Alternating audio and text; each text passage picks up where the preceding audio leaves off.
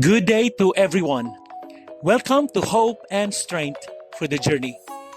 Our scripture verse for today is found in the book of James chapter 5 verse 16 says, "The prayer of a righteous person is powerful and effective." Mga kaibigan, gaano karami sa atin ang naniniwala na may kapangyarihan ang panalangin? Pero aminin natin, may mga pagkakataon na parang ang layo ng Diyos at parang hindi siya sumasagot. Bakit ganon?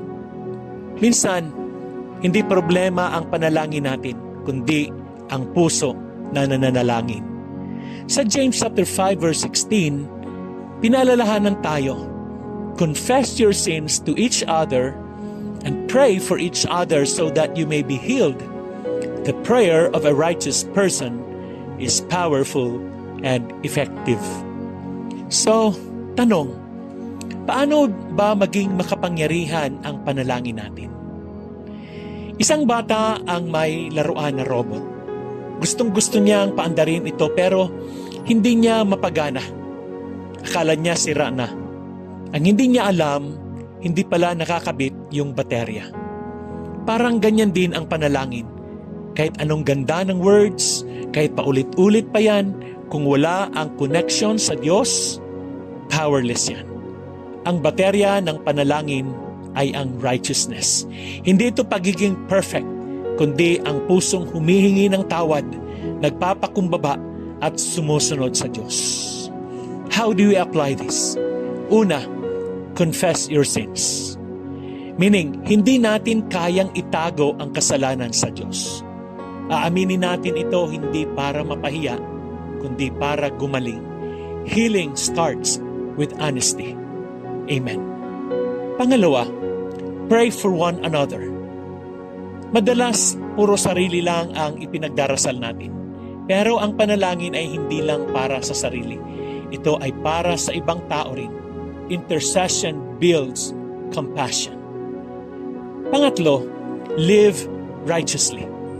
Hindi tayo righteous sa sarili nating gawa, kundi dahil kay Kristo. Pero inaasahan pa rin tayong mamuhay ng may kabanalan.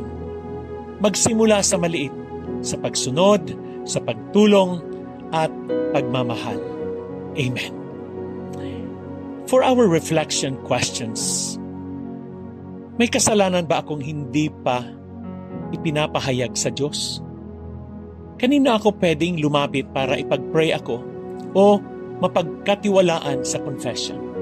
Sino ang ipinapakita ng Diyos na dapat kong ipagdasal ngayon? Amen. Tayo po ay manalangin.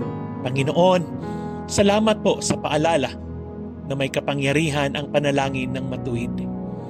Linisin ninyo po ang aming mga puso. Pinapahayag po namin ang aming mga kasalanan. Alam ninyong lahat ito. Patawad, O Diyos. Turuan niyo kaming magdasal ng may pananampalataya, may kababaang loob at may malasakit sa iba.